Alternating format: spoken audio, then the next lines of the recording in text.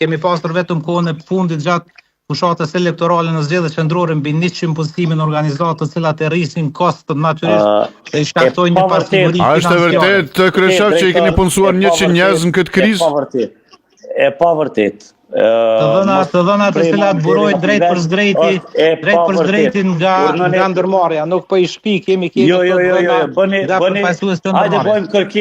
hajde bëjmë kërkesë në çështje edhe tani japim përgjegjësi secili për këto fjalë. Edhe sigurisht edhe do bëhet edhe kjo pa merak. Po, patjetër. Mirë se kjo duhet qartësuar, janë punësuar apo s'janë punësuar 100 njerëz? Nivelin Arben, plus na veç një sekond. Apo është nivelin e narrativës që në shkrijojnë plohën për me kriju telashe politike, edhe kënina shefin faktin real, që negociojnë edhe tenderojnë jashtëligjshëm.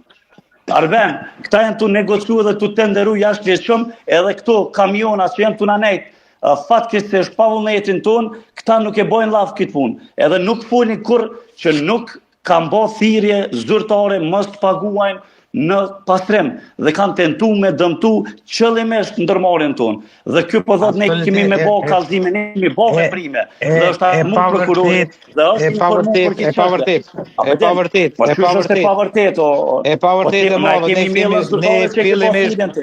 Ne fillimisht ju kemi bërë thirrje juve. Vendim për pezullim tregulloras.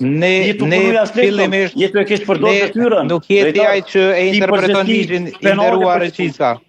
Nuk jeti ai që interpreton ligjin. A keni marrë punëtor të ri në administratë në këtë kohë kryeshef? Sidomos a keni marrë zyre të reja? Jo, Arben. Kanë marrë edhe zyre me shpirat të cilat fatkeqësisht kanë vrijas me i kompletu dhe punëtorët marrin paga.